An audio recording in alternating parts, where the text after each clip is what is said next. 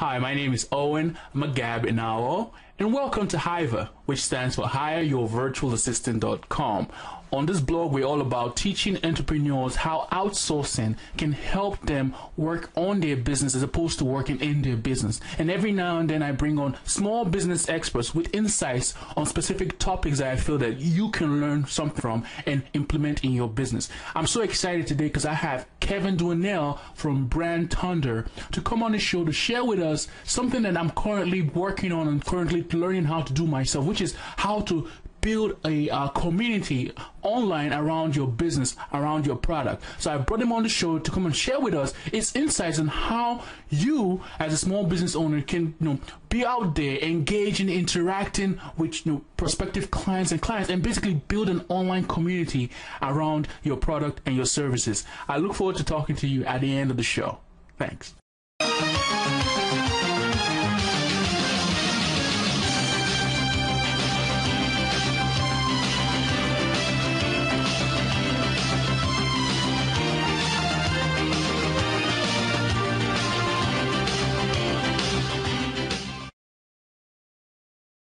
Hi everyone, today I have Kevin Dwinell from Brand Thunder on the call because everyone knows in business that it's important to build, basically build a following, a community online, but the question is, how do you do that? And today I brought someone who's an expert in doing that to educate us on how we're going to go ahead with the process of building a community around what it is that we do online as small business owners. So go ahead, Kevin, introduce yourself to the audience, let them know where you're from. Go ahead. All right, thank you, Owen. It's great to be here. I'm coming out of Columbus, Ohio, so the center of the Midwest here. And I'm the Director of Product and Marketing for Brand Thunder. Brand Thunder itself creates extreme makeovers for the internet browser. So we create a communication channel between brands and their online audience. So it's a pretty compelling product itself. And how I got to working with Brand Thunder is I've been in the internet space for quite a while. So I started with CompuServe back in really the early days of online services at the birth point of the internet itself. And so I've been active in forums and chat products, different tools that help online communities find each other and interact. And I followed that through a career that had me working with AOL and Netscape, some of the solid internet brands, and I've taken that knowledge and I'm part of the Brand Thunder team now. Okay. So yeah, you gave me, before we even started the call, we're talking about some insights on how you're creating a community online for small business owners. So let's just go ahead and get started on your points. Yeah. So online communities is a great place for companies to interact with their end users and create that relationship. And at its core, that's what a community is. It's building a relationship. And some of your other guests have talked to this point. So when you had Sarah Evans on talking about how small businesses can use PR, and she was talking about the importance of media relations. It's finding a blogger or a journalist that you can talk with that has an interest in your product, and over time you're engaging this person. It's not just about the pitch, it's about what value can you bring to that person's needs, and over time that you become a go-to source for them. Occasionally you'll get some coverage for your company. But it is that relationship. And even Jordan, you had Jordan from The Art of Charm on, and he's talking about the value of networking. So that is another, it's that one-to-one relationship. I've met you now, Owen, and we're helping each other here. So down the road, we'll be able to call on each other, and we'll already have a foundation to that relationship. Now, when we talk about online communities, you're trying to bring that same type of relationship building, but to a broader scale. How can you get a group together and engage them and create those bonds that you would normally do in a one-on-one situation? So it's kind of taking that relationship and exponentially growing it. So I guess one of the things that I look at is what are the fundamental principles, or what is the foundation here that it takes to build an online community? And there's a couple things that you need to do to pave the way to build a community. And I think it's important to understand that even if you do everything right, the best thing you can do is create a fertile environment for a community to grow. There are going to be instances where you have done everything right and a community won't evolve out of that. So, so it's just something for small businesses to keep in mind, that it's an ongoing process. It's a work. I mean, think of it like your garden. If you're a gardener, you're creating fertile soil, you're adding things to the soil, and sometimes Mother Nature is just going to come in and wipe it out regardless of what you've done. So, but that element of what goes into creating that community, there's a handful of things that you're going to do. It needs to be vibrant and active. So people, when you're wanting to engage, like if you go out for a night on the town and you want to hang out with friends or meet somebody, you walk into an establishment, you want to see activity. And if it's dead, you're going to walk in, you're going to look around, you're going to see nobody's there. It's like, okay, is this the place for me? And you're going to turn around and find a place down the street. So what is, that's a good point you just made. So what would a small business owner assume will be activity on maybe their website or their blog? Just let's give some more in-depth details on that. Yeah, so that is, the activity is about frequency and keeping people, making sure you're doing updates on a regular basis. And so if you're blogging, of which can help you build your community, there's going to be a lot of it's just frequency, it's message, and it's encouraging participation with the people that you have coming to your site. So making sure that you're not just talking at your audience, that you're engaging them, asking questions, asking for feedback, so you create that two-way dialogue. And that actually steps you into the one of the other things is you want to create an open and a non-censoring environment. So I think for a business that can be kind of scary when you say non-censoring. Yes.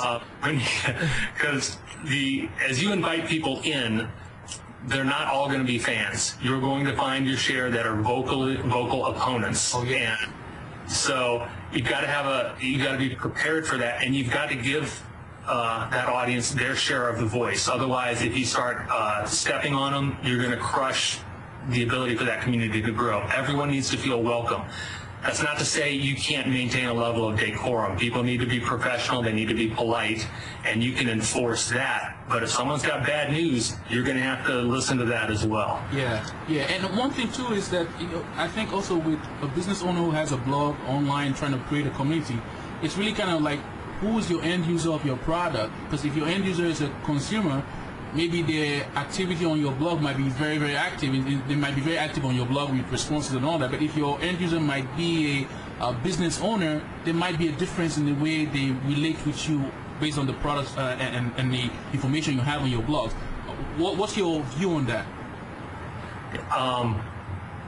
Say your question again.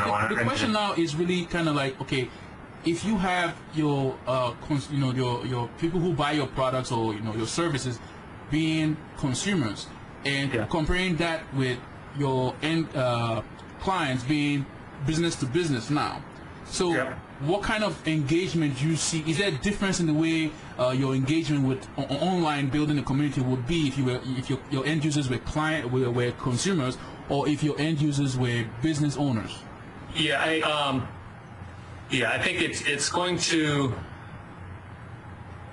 Yeah, you're going to in some level you think of it as a marketing channel. So you've got to make sure your message is going to speak to the right audience, and how you talk to a particular audience is going to vary. So if you're talking to a consumer, it's going to be about how you use the product, or the value and the benefits that they're going to see out of it, and ultimately. Actually, I'll get back to you. You actually raised kind of that's a good leading question, Owen. And if you're talking business to business, they might be more interested in the technology or what goes behind the product, the jargon, how things are going to work, what they're going to need to use to use your tool. We've talked about this in the past, where it can't be just about your business, right? Yeah. So. If you're going to invite a consumer in, and I'm just talking about what Brand Thunder does, they're going to get bored and they're going to move on. And kind of what you're doing here, you've got a business that serves small business owners in terms of creating this virtual assistant for them, but you're trying to bring in a wider net to say, there's value going on in this site. So, here's a person that can talk to you about online community and how you build this. So hopefully there's a message there that's bigger than you or your site. And that is what, community does, is it creates that growth factor. So it gets beyond just, me talking about my message or you talking about yours. Suddenly there's other people talking about theirs, and we're engaging and joining into that discussion. And that's where you get the growth and that community commitment. And actually that's a nice segue, because one of the things that is helpful in building a community is recognition. Okay. And so you look at sites that are out there today, and Foursquare, Zynga with Farmville, they're all building a recognition tool. So on Foursquare, you're the mayor of a site that you frequent, and you're getting these awards from Farmville.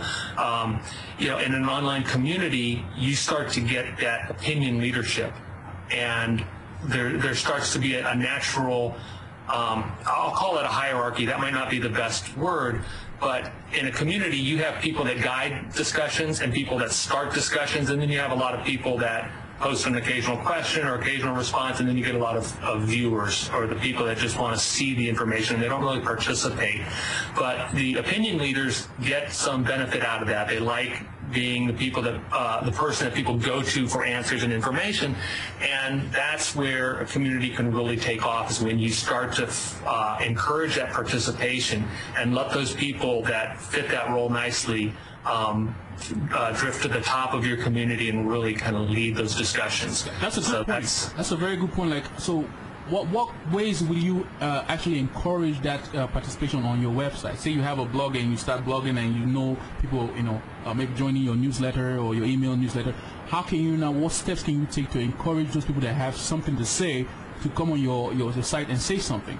Well, hopefully over time you're attracting enough users to your blog where the names start to become familiar, right? Your participation, that they're responding to your posts, you start to hit this core audience that understands your message and wants to be a part of it. And, and eventually you can invite some of those people in, or other people even outside of your community that you respect, to guest blog and start to take an active role in that blog or that community that you're building online. And actually, I kind of thought about how I would discuss this, but this is one of the points where, in terms of where a business could get started, trying to build a community is labor intensive. It's time intensive, and a small business owner, this may or may not be the right thing for them to do. So I would almost encourage people to wade into it and start to sample.